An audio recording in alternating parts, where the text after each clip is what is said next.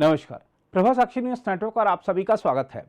कांग्रेस को जब बीजेपी पर हमला बोलने के लिए मुद्दे नहीं मिलते तो वह हर बार एक ही बात कहती है कि बीजेपी और संघ परिवार का देश के स्वतंत्रता संघर्ष में कोई योगदान नहीं है। कांग्रेस पार्टी बीजेपी और आरएसएस को चुनौती देती है कि वह अपने उन नेताओं के नाम बताए जिन्होंने भारत की आज़ादी के आंदोलन में भाग लिया था, लेकिन बीजेपी या संघ से आज़ादी के आंदोलन में भाग लेने का सबूत मांगने वाली वर्तमान कांग्रेस अपने अंतर्मन में झांक कर नहीं देखती।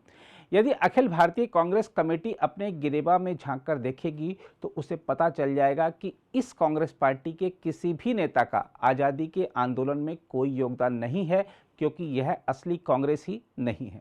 हम अपनी बात को साबित करने के लिए जरा आपको इतिहास में लिए चलते हैं। सन 1885 में जिस अखिल भारतीय कांग्रेस पार्टी का गठन आज़ादी के लिए आंदोलन चलाने के लिए किया गया था, वह तो पंडित जवाहरलाल नेहरू की मृत्यु के बाद ही टूट गई थी। इंदिरा गांधी के नेतृत्व में कांग्रेस में पहला विभाजन 1969 में ही हो गया था। तब कांग्रेस आर और कांग्रेस ओ नामक दो गुट बने। कांग्रेस आर की कमान इंदिरा गांधी के हाथ में आई, जबकि असली कांग्रेस यानी कांग्रेस ओ की कमान कामराज के पास रही।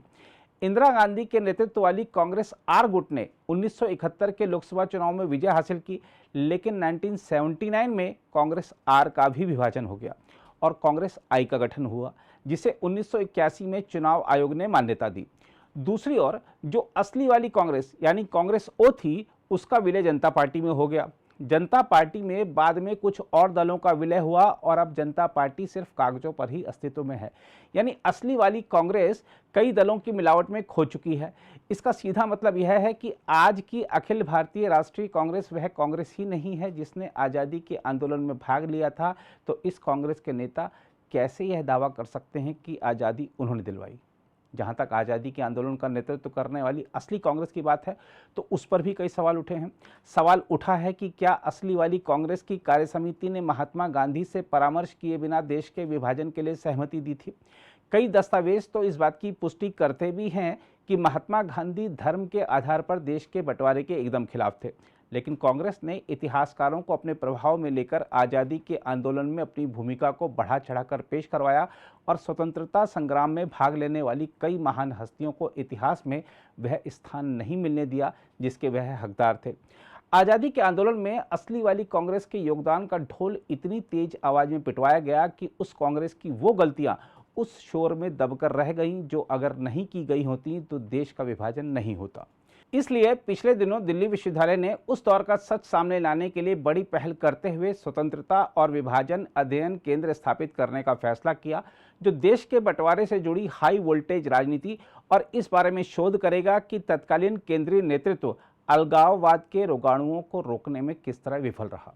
यह अध्ययन केंद्र भारत के साथ फ्रंटियर प्रांत को रखने के विषय पर उस समय के केंद्रीय नेतृत्व के जोर नहीं देने के अलावा इस बारे में भी शोध करेगा कि किस तरह कांग्रेस कार्यसमिति ने महात्मा गांधी से परामर्श किए बिना विभाजन के लिए सहमति दे दी थी।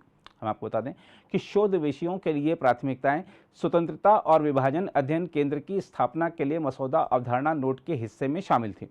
वाकई जिस तरह के तथ्य सामने आए हैं उसको देखते हुए इस बात की बहुत आवश्यकता है कि भारत के विभाजन से जुड़े बहुत से पहलुओं का अध्ययन किया जाए और सच सामने लाया जाए।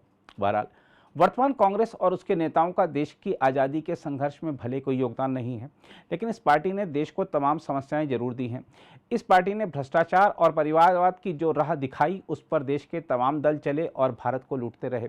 जब भारत में शासन बदला और परिवारवादियों और भ्रष्टाचारियों की लूट बंद हुई तो यह नए नाम से बाजार में आ गए हैं। लेकिन अब हर भारतवासी सतर्क है और आज़ादी के अमृत काल में देश को हर क्षेत्र में विश्वगुरु बनाने का संकल्प लेकर उसे आज़ादी के शताब्दी काल से पहले सिद्ध करने के प्रयासों में जुट गया है। अगर आप भी लेना चाहते हैं देश दुनिया की तमाम जानकारी तो आज ही सब्सक्राइब करें हमारे चैनल को। साथ ही नीचे दिए बेल आइकन को जरूर दबाएं ताकि हर अपडेट आप तक पहुंच सके।